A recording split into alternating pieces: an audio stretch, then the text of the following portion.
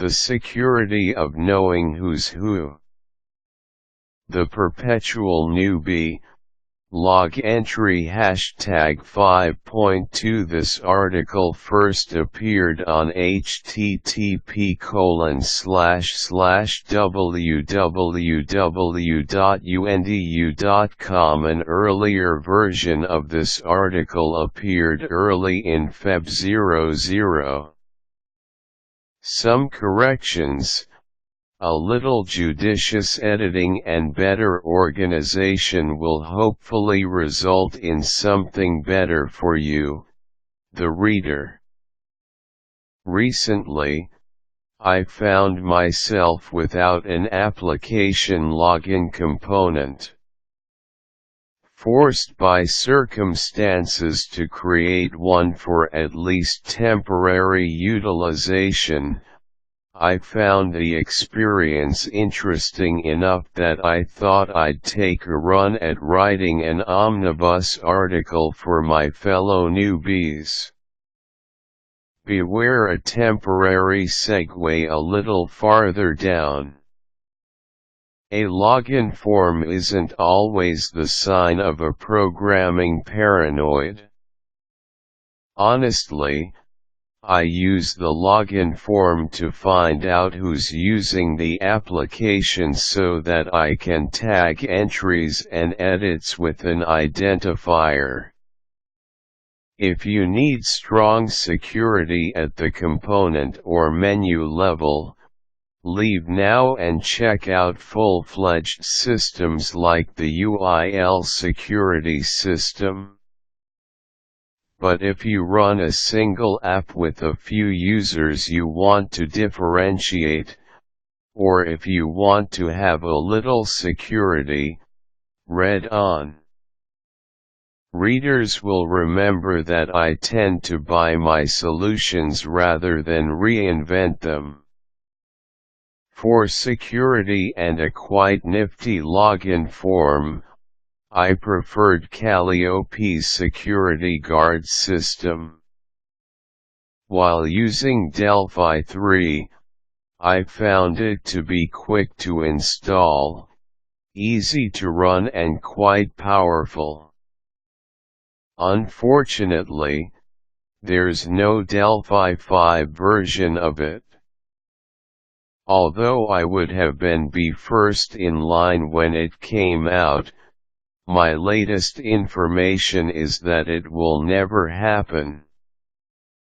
So, I had to have a login system that took advantage of the major things I had come to expect from Security Guard.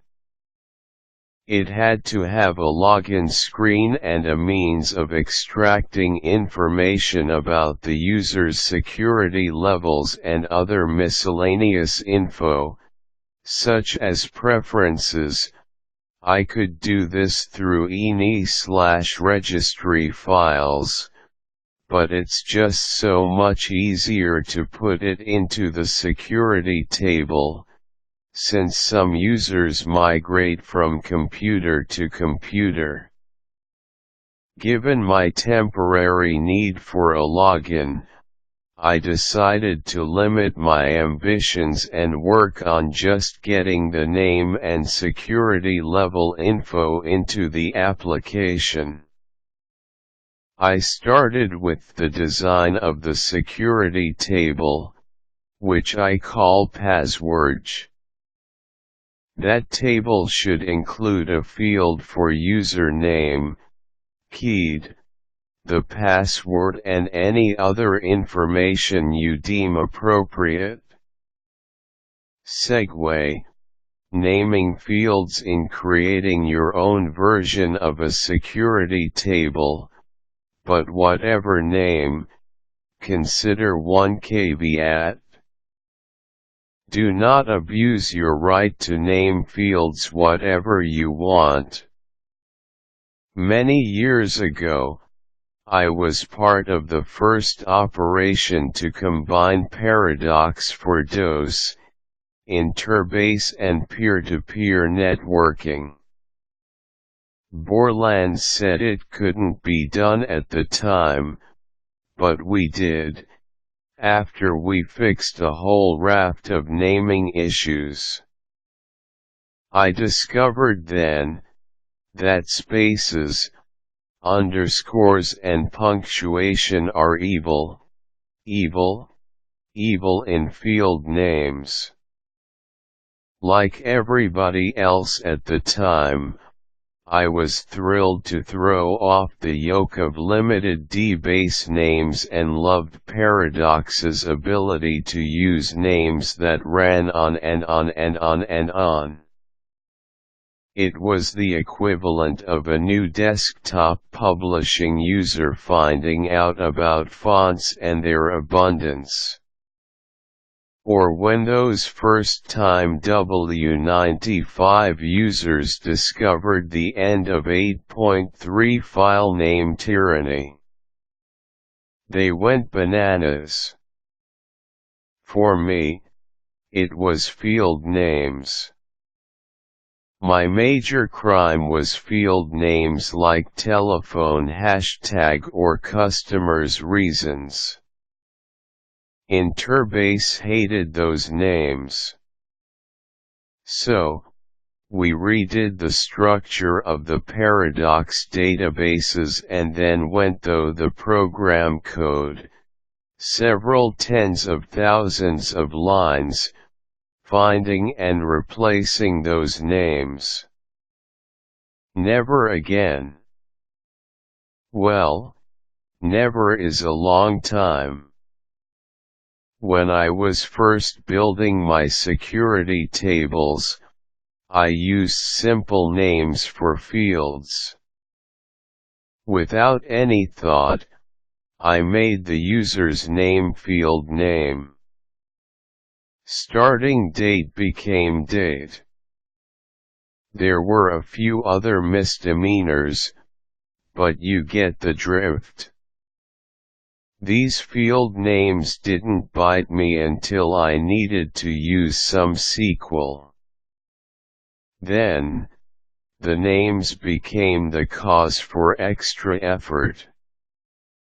If the field name looks like a likely property name, or even might be like a property name, change it. Do it now, in the creative stage, and you will be much happier later. Make it username and start date. If you don't want case-sensitive fields, then make sure you auto-cap the name and password fields. Finally, don't forget to password protect the final product and to record the password. It's an oversight I've been guilty of. Segue over. In making myself a login form, I started with the Delphi password form.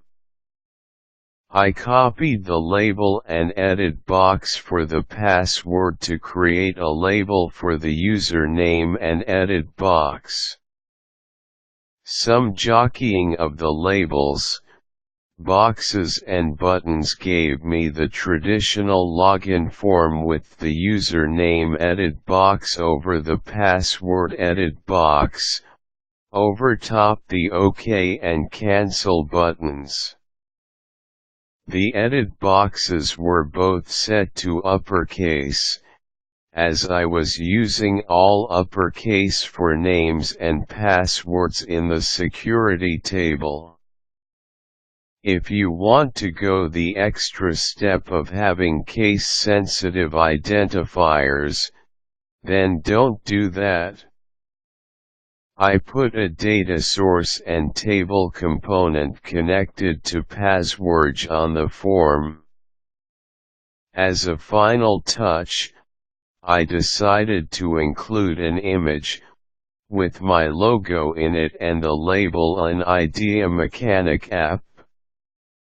You could include a generic image, a company-specific image or nothing at all. Key preview was turned to true, an important step, and I had to add the dialogues unit to the uses statement. Then, I added the following code: var dlg login2, tdlg login2, attempts left, integer, implementation. The name and password didn't match, continue, or quit. Procedure tdlg login2. No good. Begin 1 attempt down. How many to go? Attempts left equals attempts left 1. If attempts left equals 1, then begin wipe out bad attempt and go back to the beginning. Username.text equals password.text equals username.setFocus. I could be more explanatory here, but why? Show message, not correct. Try again. I could be more explanatory, and else dlg login2. Modal result equals mr abort. Too many attempts. By and handle the enter keystroke in the username edit box. Procedure tdlg login2. A username key press. Sender, t-object, var key, char, begin. If key equals number 13 was it the enter key? Then begin convert enter to a tab. Select next, active control as twin control, true, true, key equals number 0. Wipe out the enter keystroke and handle the enter key in the password edit box and click OK. Procedure tdlg login2. A password key press, sender, t-object, var key, char, begin. If key equals number 13, then begin. Select next, active control as twin control, true, true, key equals number 0, OKBTN. Click sender, equivalent to clicking the OKBTN and cancel entering name/password. Program will not run. Procedure tdlg login2. Cancel btn. Click sender, t-object, begin. dlg login2. Modal result equals mr cancel, and we have an attempt. Was it good? Yes. Oops. No. Procedure tdlg login2. OKBTN. Click sender, t-object, begin. OKBTN. Set focus. This ensures the edit box contents are read. If username.text equals, then username.setFocus. No name, no attempt. Else if password.text equals, then password.setFocus. No password, no attempt. Else if tblpw.findKey, username.text, is the name there. Then if uppercase, tblpw.field by name, password, .astring, equals password.text is the password the same. then dlg login2.modal result equals mrok. Let the program run, else no good. Any attempts left? Else no good. Any attempts left? And initialization attempts left equals 3. Some of the code bears extra commentary. The key press procedures for the two edit boxes are the same, except for the subsequent spoofing of a push of the OK button after hitting enter in the password field. And there is a lack of error proofing with this project. There are obviously several places for try/except blocks and error handlers. It's up to you to determine how much further to drive the safe coding practice on this job. The project file is shown below.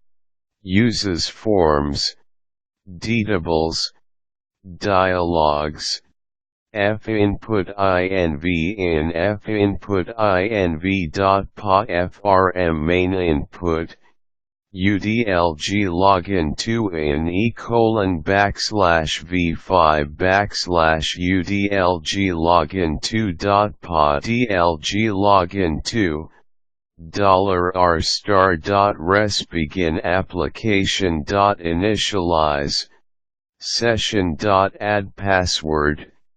It's really not my fault. dlg login2 equals tdlg login2.create nil. With dlg login2 do begin tblpw.database name equals project1, tblpw.table name equals password, tblpw.active equals true, show modal. If modal result equals 1, then begin application.createForm, tfrm main input, frm main input. frm main input.username equals dlg login2.eusername.text, frm main input.deb equals dlg login2.tblpw.field by name, mini id. ****. If frm main input.deb equals, then frm main input.deb equals copy, uppercase, dlg login2.eusername.text, 1,3, frm main input.sec level equals dlg login2.tblpw.field by name, sec level, as integer, frm main input.pgmdir equals extract file path, application.exe name, dlg login2.free, application.run, and else dlg login2.free, and. Once more, there is some finagling with the uses statement of the DPR file. I added DB tables and dialogues to handle the login dialog and the database components on that form. I could have foregone using the section where I set the security tables alias, table name and activate it. But I wanted to make this form a universal form I could use with many applications. So, I saved the dialog form to a central location and put in the lines shown here to operate successfully. One gotcha did arise. Originally, the if modal result equals 1 line was if modal result equals MROK. The compiler choked on it, claiming it couldn't figure out MROK. I was pretty sure MROK was defined in dialogues, but I gave up and instead used the enumerated value of 1 for MROK.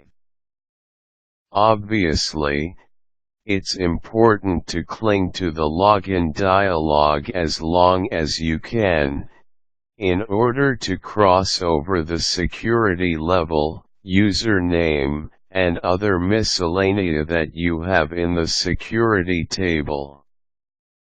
I use the deb field to do the mini tagging for identity. It stands for data entered by and is usually the first 3 characters of the name.